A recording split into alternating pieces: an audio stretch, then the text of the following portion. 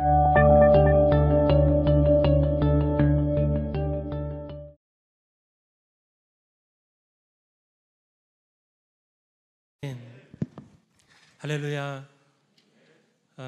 거의 근 3년 만에 마스크를 내리고 얼굴을 여러분들께 보여드리겠습니다. 참 궁금하셨죠? 오늘 새벽에 새벽 예배 끝나고 우리 촬영합시다, 기념 촬영합시다 그랬더니 마스크 좀 내리고 할게요 그랬더니 다들 목사님 안 됩니다. 화장을 안 해서 안 됩니다. 다른 이유가 아니에요. 화장을 해서. 다들 지금부터 걱정을 하고 있어요. 이제 마스크 벗으면 또 화장을 해야 되는데, 화장을 하면 너무 불편하고 힘든데 막 그러면서 걱정을 하더라고요. 우리 인사하겠습니다. 예수님 부활하셨습니다. 우리 좌우에 계신 분들 말씀 나누세요. 예수님 부활하셨습니다. 나도 부활할 것입니다. 인사 나누시기 바랍니다. 부활의 은혜가 여러분 속에 늘 가득하시기를 주의 이름으로 축복합니다. 그리스도인 우리 기독교에 있어서 부활을 빼놓고는 그 어떤 것도 얘기할 수가 없습니다. 부활 신앙은 우리 기독교 신앙의 가장 핵심이 되는 것입니다. 그래서 기독교 명절 중에, 기독교 명절뿐만 아니라 우리 가운데 있는 모든 명절 중에 가장 기쁜 날, 그리고 가장 큰 축제의 날이 바로 부활절이 되어야 됩니다. 그런데 우리는 이상하게 세상의 방법을 따라가면서 이 크리스마스, 성탄절이 가장 큰 축제의 날이 되어졌습니다. 그러나 우리는 성탄절보다 이 부활절을 더 크게 기다리고 또 축하해야 됩니다. 그래서 부활절이 되어지면 서로 부활절 카드도 나누고, 그리고 부활절 작은 선물도 서로 나누고, 부활절 추석 때 때때 옷을 해 입는 게 아니라 부활절 예배를 준비하면서 때때 옷을 해 입으셔야 돼요. 왜 아기들은 때때 옷이 뭔지 모르죠? 새 옷을 입어야지 되는 거예요. 그래서 지금은 저희 아이 둘이 다 집에 없기 때문에 그렇게 못하지만, 저희 아이 둘이 다 집에 있을 때는 항상 부활절 앞두고 새 옷을 사줬어요. 그래서 부활절 앞두고 새 옷을 입고 부활절 날 처음 정말 가장 좋은 옷을 입고 하나님 앞에 예배 드려야 된다라고 하면서 제가 그렇게 우리 두 아이들에게 그렇게 새 옷을 사줬었습니다. 저도 오늘 새 넥타이와 새 셔츠를 입었어요. 우리 장모님께서 부활절인데 새 거 하셔야 됩니다. 그래가지고 또 선물을 해 주셨어요. 그래서 저도 새 거, 양복도 몇 번 안 입은 거, 제일 셋바시, 그렇죠? 제일 셋바시 양복을 오늘 꺼내 입었습니다. 진짜 올해 처음 입는 양복이에요. 제일 셋바시. 작년 연말에 해서 진짜 처음, 작년에 한두 번 입고 몇 번 안 입은 그런 진짜 셋바시 양복을 오늘 꺼내 입었습니다. 그렇게 하면서 저 스스로 우리 부활하신 주님을 향한 제 마음을 어떻게 드릴 수 있을까, 그런 표현을 저 준비를 했던 거예요. 여러분들도 항상 부활절을 맞이하면서 함께 부활의 기쁨과 부활의 은혜를 나누는 그런 일이 여러분들의 삶 속에 가득하시기를 주의 이름으로 축복합니다. 우리는 부활절을 그렇게 축하하고 기다리고 있지만 세상은 부활에 대해서 관심 없어요. 예수님의 부활에 대해서 관심 없습니다. 우리가 예수님 부활하셨습니다. 우리도 부활할 것입니다. 예수 믿고 부활합시다. 그러면요, 세상 사람들은 콧방귀 낍니다. 죽은 사람이 무슨 부활이야? 부활은 그냥 계란 먹는 날, 부활절 되면 계란 나눠주니까 계란 먹는 날, 그냥 그렇게 생각을 할 때가 많이 있습니다. 그래서 세상 사람들은 예수님의 부활에 대해서 관심도 없고 또 부정을 하기도 합니다. 우리들이 가지고 있는, 세상 사람들이 가지고 있는 그 가치 기준과 부합되지 않기 때문이에요. 죽은 사람들이 살아난다는 것은 있을 수 없다라고 생각을 하기 때문입니다. 그러나 분명한 사실은 우리 주 예수 그리스도께서는 부활하셨습니다. 이 부활의 주님의 증거가 성경에 여러 군데에서 증언을 해주고 있습니다. 오늘 우리들이 고린도 전서 15장 말씀을 함께 읽었지만 그 전에 먼저 성경에 기록되어져 있는 예수님의 이 부활의 증거에 대해서 간단하게 먼저 짚어보고 넘어가고자 합니다. 예수님의 부활에 전제 조건이 있어요. 예수님의 부활의 전제 조건이 뭐냐면 죽음이에요. 부활은 죽은 자가 살아나는 것입니다. 거의 다 죽어가는 자가 살아나는 게 부활이 아니에요. 그거는 회복이잖아요. 그거는 회복이라고 얘기하지 부활이라고 얘기하지 않습니다. 부활은 완전한 죽음이 선제되어져야 되는 거예요. 완전한 죽음이 있어야 그래야 부활이 있을 수가 있는 것입니다. 그래서 성경을 통해서 우리들이 예수님의 부활의 사건을 볼 수 있는데 먼저 예수님의 죽음이 어떻게 증거되어지고 있는지 우리가 살펴볼 필요가 있습니다. 요한복음 19장 32절로 34절 말씀을 보면 군인들이 십자가에서 달려있는 예수님을 향하여서 죽음을 확인을 합니다. 다른 사람들은, 살아있는 사람들은 다리를 꺾습니다. 다리를 꺾어서 그 뼈를 부숨으로 이제 죽음을 그에게 전달을 해주는 거예요. 완전히 죽이는 거죠. 그런데 예수님을 보니까 이미 죽었어요. 이미 죽어서 숨이 끊어진 것을 확인을 해서 로마 군인들이 그 다리를 꺾지 않았습니다. 대신 한 군인이 창으로 예수님의 옆구리를 깊이 찌릅니다. 그래서 몸속에 남아있던 피와 물이 쏟아져 내렸던 것입니다. 이것이 바로 예수님이 완전히 숨을 거두셨다라는 증거가 되는 것입니다. 뿐만 아닙니다. 마가복음 15장 44절로 45절 말씀을 보면 빌라도에게 그때 당시 유대 총독인 빌라도에게 예수님의 죽음 사실이 보고가 되어집니다. 예수께서 벌써 죽었을까 하고 이상히 여겨서 백부장을 불러서 죽은 지가 오래됐냐라고 묻습니다. 예수님의 죽음을 가장 최고 권위자가 확인하는 것이죠. 그리고 그렇게 확인이 되어지고 난 이후에 요셉에게, 아리마대 요셉에게 예수님의 시체를 내어 주었던 것입니다. 예수님의 제자들이 확인한 게 아니에요. 로마 군인이 확인을 했고, 그리고 그 지역을 다스리는 로마의 총독이 확인을 했던 것입니다. 그리고 요한복음 19장 38절로 42절 말씀을 보면 아리마대 요셉과 예수님의 제자인 이 니고데모가 함께 예수님의 시신을 이 세마포로 싸가지고 무덤 속에 놓아두었다라고 기록을 하고 있습니다. 그리고 마태복음 27장 65절 66절 말씀을 보면 그 무덤 입구를 로마 사람들이, 로마 군인들이 이 무덤을 막고 그 앞에서 지키고 있었던 거예요.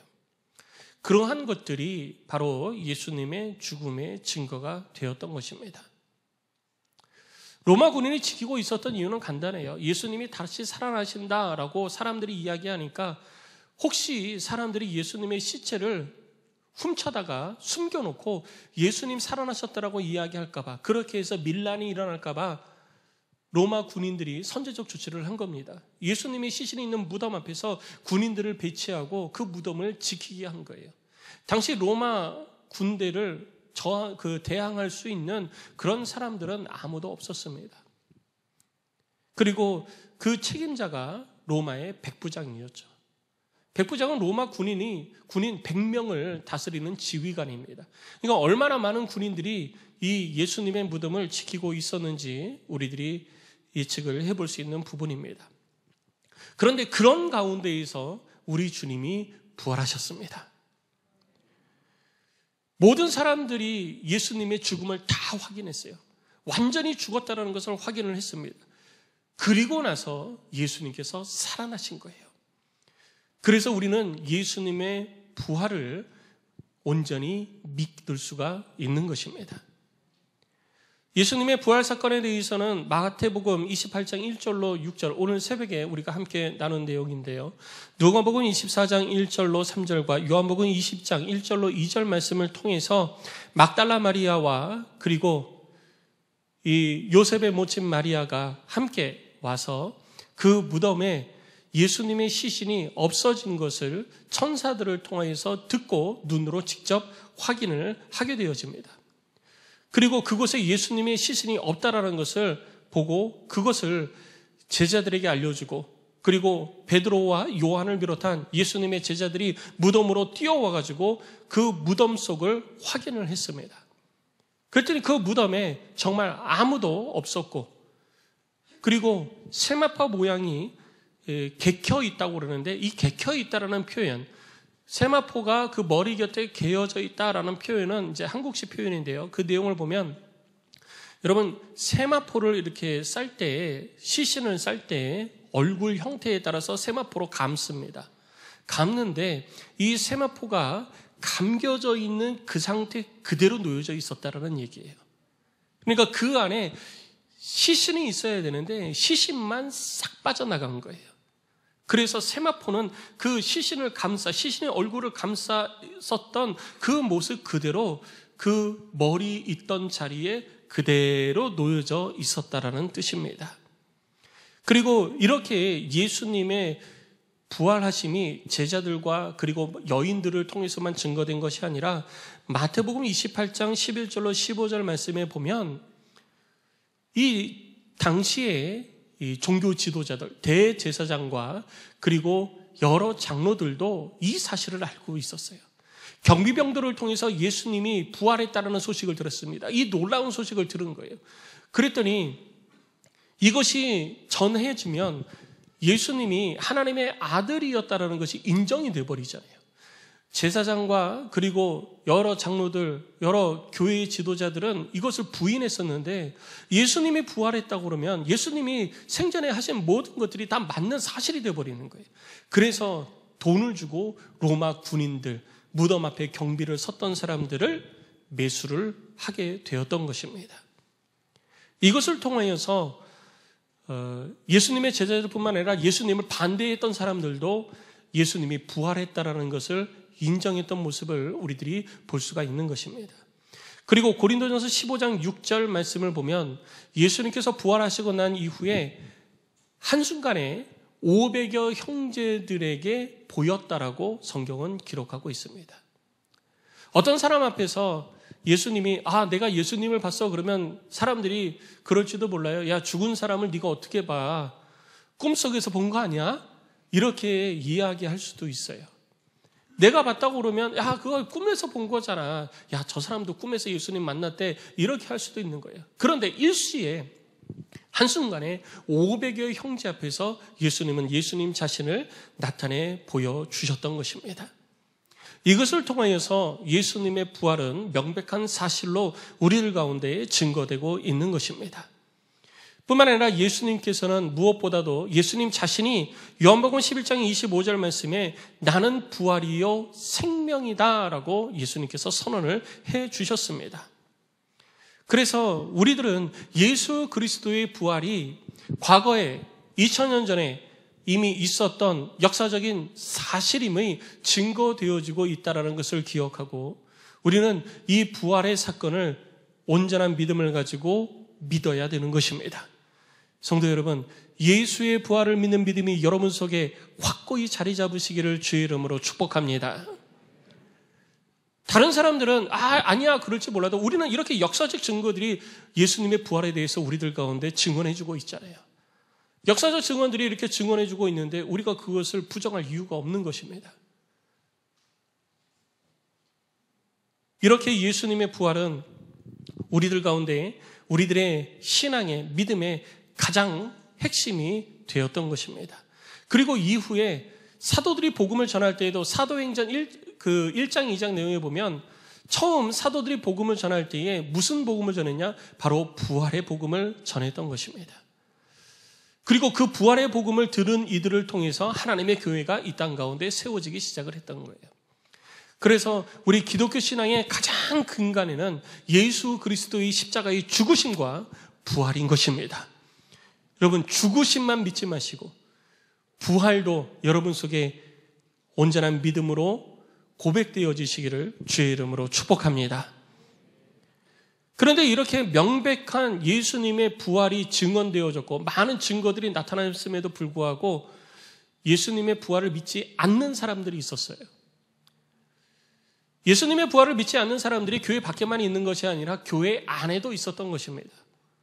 교회 안에도 믿음으로 바라보는 것이 아니라 이성으로 바라보면서 자기의 이성의 틀 가운데서 벗어나는 것에 대해서는 받아들이지 않는 사람들이 있었던 것이죠. 지금 우리 세대에만 있는 것이 아닙니다. 과거에도 있었고 예수님이 하늘로 올라가시고 난 이후에 기원 후 1세기경 초대교회가 이 땅 가운데 막 이루어졌을 때 그때에도 예수님의 부활을 부정하는 사람들이 교회 안에도 있었던 거예요. 특히 고린도 교회 가운데에 이 예수님의 부활을 부정하는 사람들이 나타나서 예수님의 부활은 거짓이다라고 교회 안에서 성도들을 혼란스럽게 하는 이들이 있었던 것입니다. 그래서 사도 바울은 그 소식을 듣고 고린도 교회에 편지를 써서 예수님의 부활이 우리들 가운데 얼마나 중요한 것인지를 다시 한번 가르쳐주기 시작을 했던 것입니다. 그래서 오늘 우리가 읽은 이 고린도전서 15장 말씀은 예수님의 부활이 우리들에게 있어서 어떤 의미가 있고, 그리고 예수 그리스도를 믿는 이들은 어떻게 부활 신앙 속에서 이 땅에서 삶을 살아야 할지, 교회 생활을 해야 할지에 대해서 우리 가운데 가르쳐주고 있는 것입니다. 성도 여러분, 온전한 믿음을 통해서 예수 그리스도의 부활의 은혜가 여러분 속에 있으시기를 주의 이름으로 축복합니다. 그럼 부활을 믿는 사람들, 부활을 믿고 예수 그리스도의 부활을 확신하는 사람들은 이 땅에서 어떠한 삶을 살아야 할까요? 많은 사람들이, 심지어는 교회 안에서도 예수님은 부활한 것이 아니다라고 부정하는 사람들이 있는데, 그런 많은 사람들이 부정하고 내 믿음을 흔드는 그 상황 속에서 우리는 어떻게 우리들의 온전한 믿음을 지키고 삶을 살아갈 수 있을까요? 그 첫 번째는 바로 12절에 기록되어져 있는 내용입니다. 사도 바울은 고린도 교회 성도들을 향해서 이야기를 할 때 그리스도께서 죽은 자 가운데서 다시 살아나셨다 전파되었거늘 너희 중에서 어떤 사람들은 어찌하여 죽은 자 가운데서 부활이 없다 하느냐라고 그들을 향하여서 언급을 하고 있습니다. 이 말은 뭐냐 하면 하나님의 교회가 세움을 입을 때에는 부활의 증거가 함께 되어졌다라는 것입니다. 사도행전 1장 8장을 보면 예수님께서 이 땅의 모든 사람들이 예수님의 복음의 증인이 되라고 말씀을 해주셨습니다. 복음의 증인이라는 것, 여러분 복음이 무엇이냐? 복음은 그냥 우리가 이 땅에서 예수님 믿고 잘 사는 것이 그것이 복음이 아니에요. 예수님 믿고 복받아서 경제적으로 풍요롭고 자식이 잘 되고 이렇게 삶을 살아가는 것이 복음이 아닙니다. 참된 복음은요, 예수님께서 십자가에 못 박혀 주심으로 내 죄를 다 갚아주셨고 죽으셨다가 부활하심으로 하늘로 올라가셔서 이 땅에 다시 오실 것을 우리들 가운데 약속해 주심으로 그 약속을 바라보면서 이 땅에서 천국 소망 가운데의 삶을 살아가도록 하는 것이, 그것이 바로 복음인 것입니다. 죄로 인하여서는 죽을 수밖에 없는 자들이에요. 그러나 그 죄에서 우리를 구원하여 주시고 죄에서 구원하여 주신 것뿐만 아니라 우리로 하여금 부활의 소망을 갖게 해 주신 것이, 그것이 바로 참된 복음이라는 것입니다. 그래서 하나님의 교회에서 선포되어질 때에는요, 이 부활신앙이 함께 선포되어져야 돼요. 우리가 이 땅에서 죽어도 다시 살아날 것이라는 이 부활신앙이 함께 선포되어져야 됩니다. 이 복음이, 부활의 복음이 끊임없이 교회 가운데 선포되어져야 되는 거예요. 그런데 이 부활의 복음이 온전히 선포되어지지 않으니까 처음 교회가 세워질 때에는 부활의 복음이 선포되어지는데 그 다음에는 부활의 복음이 잘 선포되어지지 않아요. 삶에 바쁘니까 삶에 맞는 것에 너무 치중하는 거예요. 그러다 보니까 이 부활의 복음이 약화되어지고 부활에 대해서 불신하는 일이 나타나니까 그것에 대해서 오히려 부활의 신앙을 가지고 있던 사람들의 믿음이 흔들리기 시작을 했던 것입니다. 하나님의 교회는 예수 그리스도의 부활 신앙 위에 세워졌다는 사실을 기억하시기 바랍니다. 그리고 우리들의 신앙도 이 부활 신앙이 근간이 되어짐을 여러분 기억하시기 바랍니다. 그리고 예수 그리스도의 부활이 곧 나의 부활이 될 것임을 기억하시고 이 부활 신앙이 여러분 속에 더 굳건히 자리 잡게 되어지기 위해서는요, 우리들 스스로 입을 열어서 예수 그리스도의 부활의 소식을 전해야 되는 것입니다. 내가 예수 그리스도의 부활의 소식을 전할 때 우리들 가운데에 예수 그리스도의 부활이 더 확실하게 믿어지게 되어지고 확실하게 우리들 속에서 굳건하게 자리를 잡기 때문이에요. 내가 말하지 않고 가만히 있으면은 점점 우리 속에서 사그러집니다. 그래서 우리는 입을 열어서 부활의 복음을 선포해야지 되는 거예요. 예수 그리스도의 부활의 복음을 선포하는 자가 되어야 되는 것입니다. 그래서 사도 바울은 너희는 나를 통해서 부활의 복음을 받았듯이 이제는 너희 입술을 통해서 부활의 복음을 선포해야 된다라고 말하고 있는 것입니다. 성도 여러분, 부활의 복음이 여러분들의 입술을 통해서 늘 선포되어질 수 있기를 주의 이름으로 축복합니다. 내가 그냥 부활의 믿음을 가지고 있다라는 것에서 만족해하지 마시고 끊임없이 예수 그리스도의 십자가 부활의 사건을 늘 증언하는 그런 부활의 증인이 다 되어지시기를 주의 이름으로 축원합니다. 그리고 두 번째, 온전한 믿음을 가진 하나님의 사람들은요, 이 땅에서 삶을 살아갈 때에 부활로 인하여서 의롭다함을 얻었으니 이제는 의로운 자가 마땅히 살아야 될 구별된 삶을 살아야 되는 것입니다. 오늘 본문 15장 17절 말씀을 보면 이렇게 기록하고 있습니다. 그리스도께서 다시 살아나신 일이 없으면 너희 믿음도 헛되고 너희가 여전히 죄 가운데 있을 것이다 라고 말하고 있습니다. 그리스도께서 다시 살아나는 일이 없으면, 곧 예수님의 부활이 없었으면 우리는 여전히 죄 가운데 있는 것이고 사망 가운데 있다라는 거예요. 죄에 대한 대가를 치르고 있는 중이라는 것입니다. 죄에 대한 대가를 이미 치른 것이 아니라 내가 지금 그렇게 치러야 돼요. 그리고 앞으로 내가 치루어야 되는 것입니다. 그런데 예수님께서 부활하심으로 인해서 내 죄에 대한 대가를 예수님께서 다 치러주셨어요. 그를 믿는 믿음을 소유한 자들에게 예수님께서는 그 모든 죄의 대가를 다 치러주시고 그를 믿는 자는 의인이 되게 해주셨습니다. 그래서 우리는 이 땅에서 예수 그리스도의 부활로 말미암아 진정한 의인이 되어진 거예요. 예수님께서 죄값을 치르고 계시다면 아직 의인이 안 된 겁니다. 그런데 예수님은 죄값을 다 치르시고 사망 가운데에서 부활하셨던 것입니다. 이미 죄값을 다 치르셨어요. 그리고 누구든지 예수를 믿는 자마다 그 죄에서 구원함을 얻게 해주셨습니다. 우리를 의인 삼아 주신 거예요. 그러면 우리는 의인으로서의 합당한 삶을 살아가는 자가 되어야 되는 것입니다. 우리들의 죄를 예수님께서 십자가에서 죽으심으로 다 갚아주시고 그리고 부활하심으로 우리들을 죄에서 자유케 해주셨는데 여전히 내가 죄 가운데 머물러 있고 죄 속에서 죄성을 따라 삶을 살아가고 있다면 우리는 온전한 부활의 신앙을 가진 자가 될 수가 없는 것입니다. 내가 진짜 부활 신앙을 가지고 삶을 살아가는 하나님의 백성이라면 우리는 하나님의 뜻대로 구원받은 온전한 의인으로서의 삶을 이 땅에서 살아가야 되는 것입니다. 온전한 의인으로서의 삶이 무엇입니까? 그것은 하나님의 말씀에 순종하는 삶인 것입니다. 하나님의 말씀에 순종하면서 삶을 살아가는 자에게 하나님께서 은혜를 베풀어 주시는 거예요. 그래서 우리는 이 땅에서 사망을 이기시고 부활하신 예수 그리스도를 기억하면서 내가 의인 되어졌으니 의인의 합당한 삶을 이제는 살아야 되는 것입니다. 로마서 5장 19절은 우리들 가운데 사도 바울을 통해서 이렇게 증언을 해주고 있습니다. 로마서 5장 19절 말씀을 통해서 증언되어지는 것은 한 사람이 순종하지 아니함으로 많은 사람이 죄인 된 것 같이 한 사람이 순종함으로 많은 사람이 의인이 되리라 라고 말씀을 하고 있습니다. 예수 그리스도로 말미암아 우리는 의인된 거예요. 이 사실을 믿으시기를 주의 이름으로 축원합니다. 그러니 이제는 의인으로 사십시오. 야고보서 2장 24절 말씀은 우리들에게 이렇게 증언을 하고 있습니다. 이러보건대 사람이 행함으로 의롭다 하심을 받고 믿음으로만은 아니니라.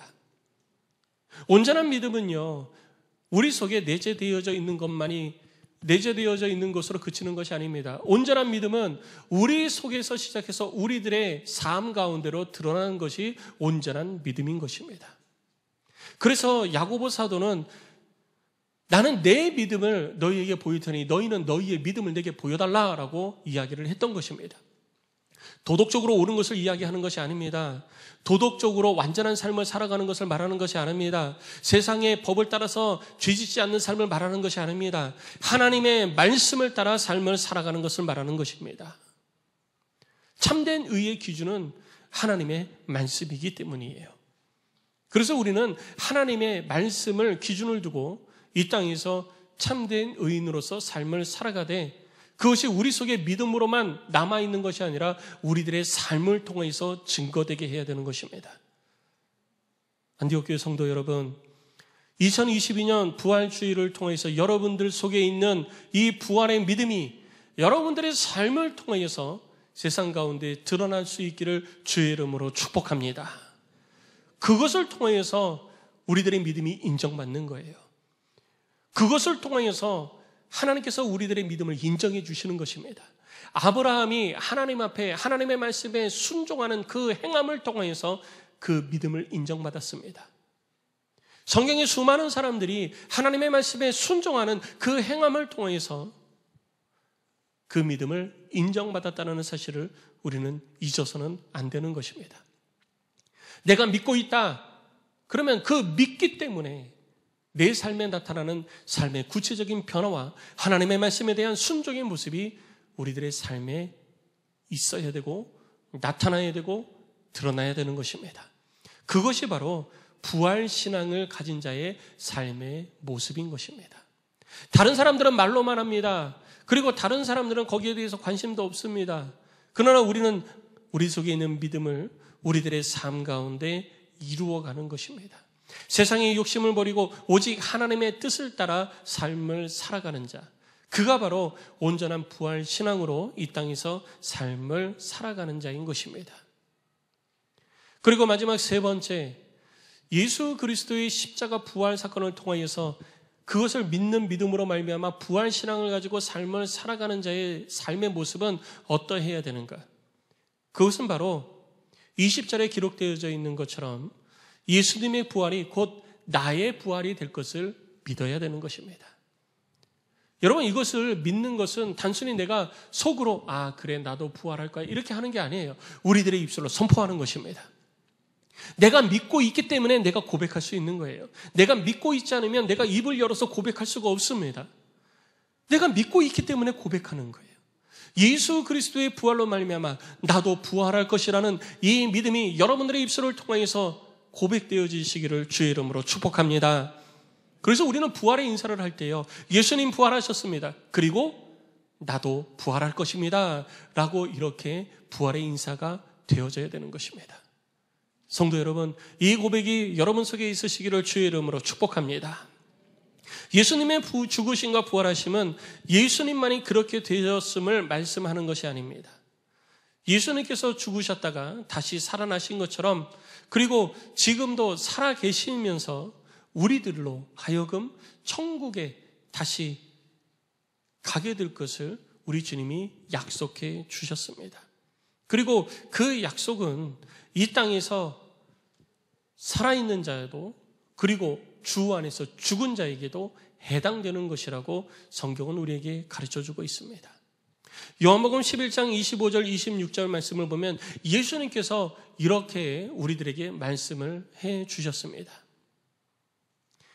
나는 부활이요 생명이니 나를 믿는 자는 죽어도 살겠고 살아서 나를 믿는 자는 영원히 죽지 아니하리라. 네가 이것을 믿느냐?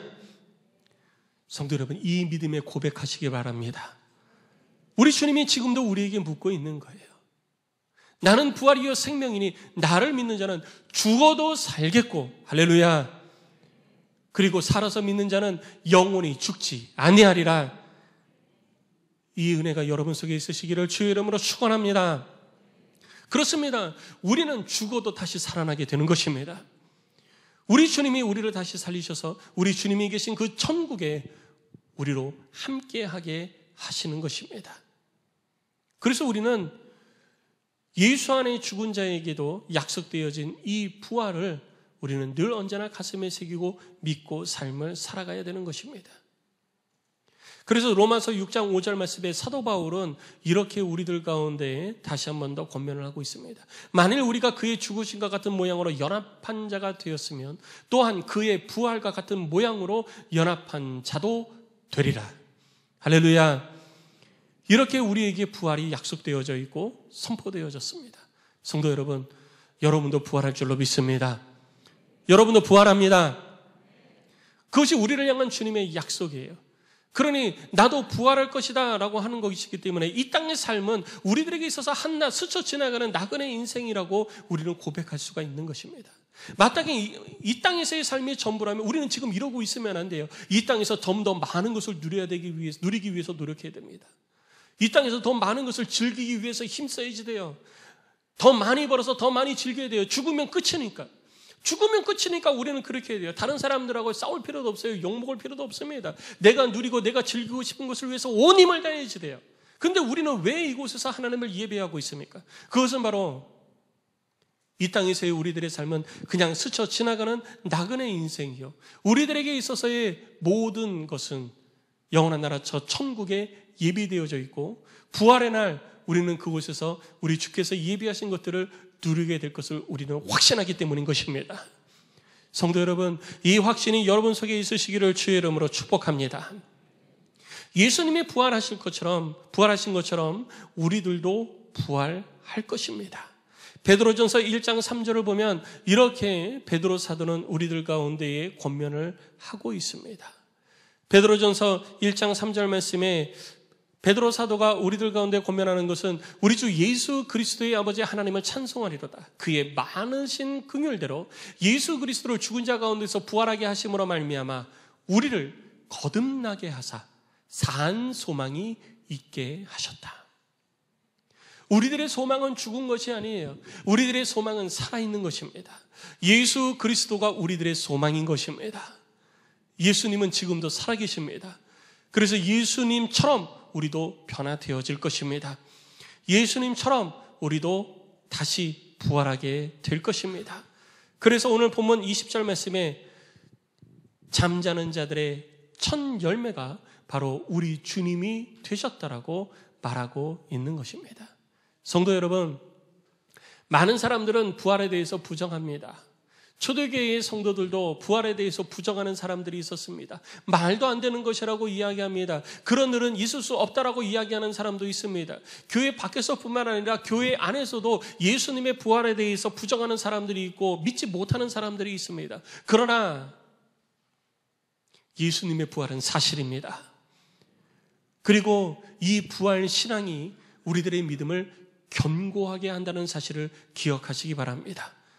여러분 속에 예수 그리스도의 부활 신앙이 더 분명하게 자리 잡는 그런 은혜가 있으시기를 주의 이름으로 축복합니다.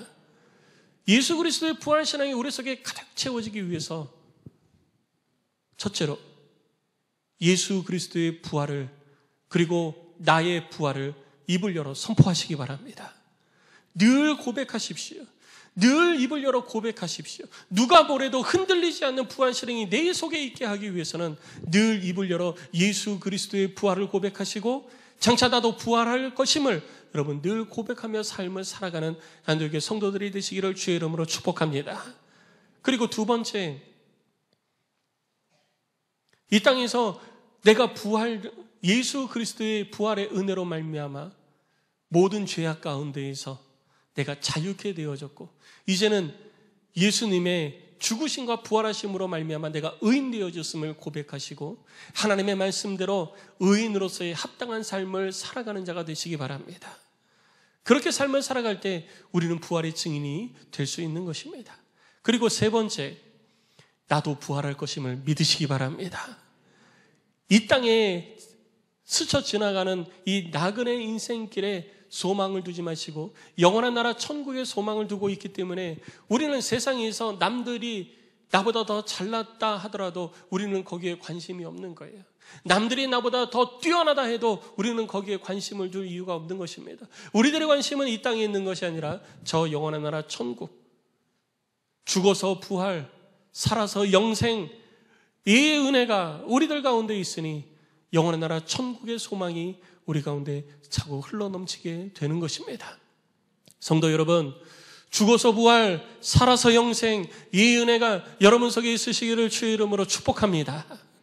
항상 예수 그리스도의 십자가 부활이 여러분들의 삶 가운데에 또 여러분들의 입술을 통하여서 늘 드러나고 선포되어지므로 굳건한 부활신앙 속에 이 땅에서 하나님의 뜻을 이루어가는 하나님의 사람들이 다 되어지시기를 주의 이름으로 축복합니다.